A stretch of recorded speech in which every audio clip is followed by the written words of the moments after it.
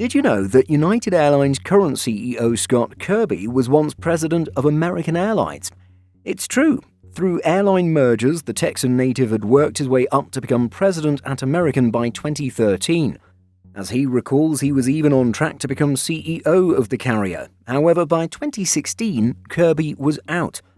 But almost immediately, the dropped airline executive was quickly snapped up by United.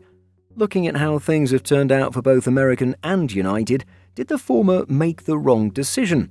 We take a look at what happened for today's video. Let's hear from the man himself about how he was let go.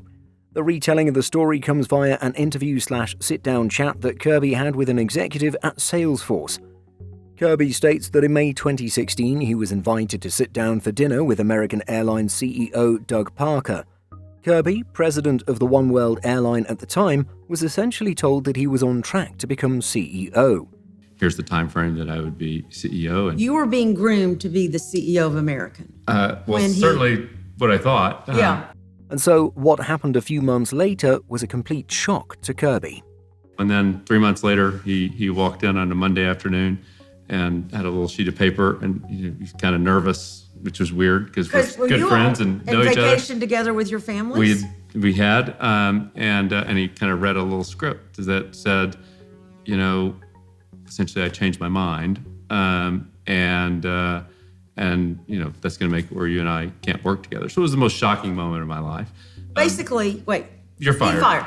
Yeah. He didn't use those words, but that's what happened. I mean, Literally, it was a 45-second conversation. Oh my God. Kirby then says that by the next morning he was in talks with United Airlines to join the carrier. From the public's point of view, the transition was almost instantaneous. And 4 weeks and a day later, from that Monday, at 3:15 in the afternoon, a press release went out from American saying I was leaving, and at 3:16, a press release went out from United saying I was coming as the president. I joke with people, most people take a little time off between jobs. I took 60 seconds. Exactly. Kirby would eventually go on to become CEO of United and remains in that position today. Robert Isom, who was Chief Operating Officer at American, took Kirby's place as president and eventually replaced Parker as CEO in 2022. As I get to announce that our president, Robert Isom, will become the next CEO of American Airlines early next year. I cannot imagine a more well-suited or well-prepared person to be taking the reins than Robert. View from the Wing notes that in 2018 at an American Airlines employee town hall, one flight attendant asked CEO Doug Parker whether he regrets American's decision to fire Scott Kirby and move Isom to the role of president. Here is just some of Parker's response to the question. The problem we had was we had a lot of really good executives, and as we sat at the board level and talked about succession planning, we had a real concern about our ability to keep that team together. Someone was going to leave, so rather than watching and guessing who that was and trying to react, we were proactive. We'd like to keep me, Scott and Robert and keep doing what we're doing for the last 20 years together, but it doesn't look like it's going to be the case.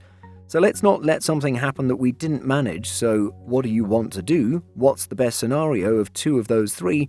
And we decided, the board decided, it was me with Robert. Parker's response ends saying, "Actually, I feel terrible. It was one of the worst days of my life when I had to have that conversation with Scott because he's a friend of mine. We worked together for 20 years. But it was the right thing to do for the long term for this company. That decision, I believe, has served American well and will serve us well in the future." Gary Leff of View from the Wing says that he suspected that United was considering Isom for their president role, and Isom disclosed this to Parker. Leff further lays out what he thinks happened, saying, "Parker and the board discussed whether to make a counter-offer to Isom. They realized they couldn't keep both Kirby and Isom. They decided to keep Isom by offering the president job at American."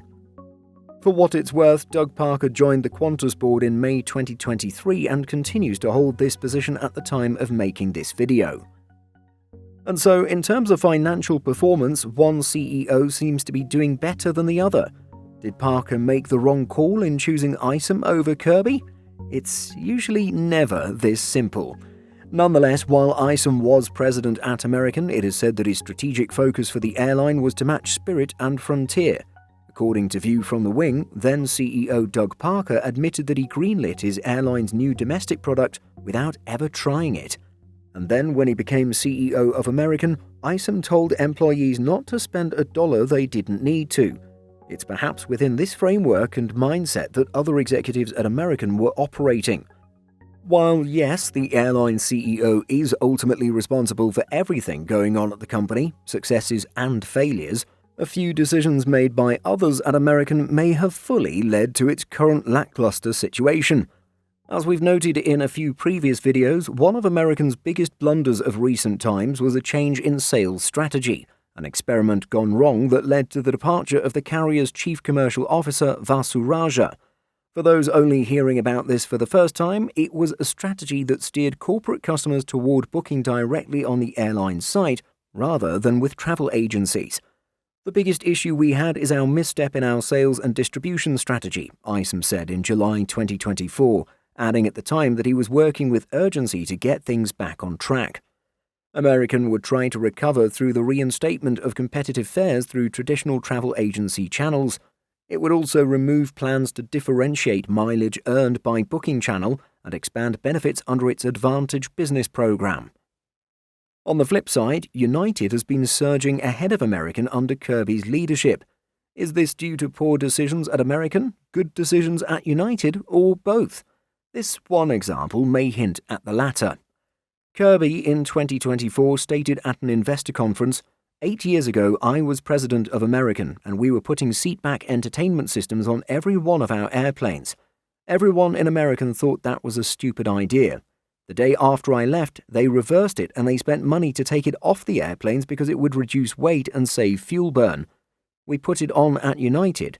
We're putting it on every single airplane. Kirby backs up his decision saying that he observes how his passengers fly whenever he himself is on a United flight. He states, "As I always do when I fly on one, I walk from back to front. 2/3 of the customers on the airplane are watching movies." According to Forbes, Kirby states that when customers are pleased with the movies, they rank United higher in other areas including flight attendants, gate agents, and even TSA experience. So, at least for now, United is flying high with Kirby as its fearless leader. Meanwhile, over at American, Isom is trying to recover from a few regrettable missteps.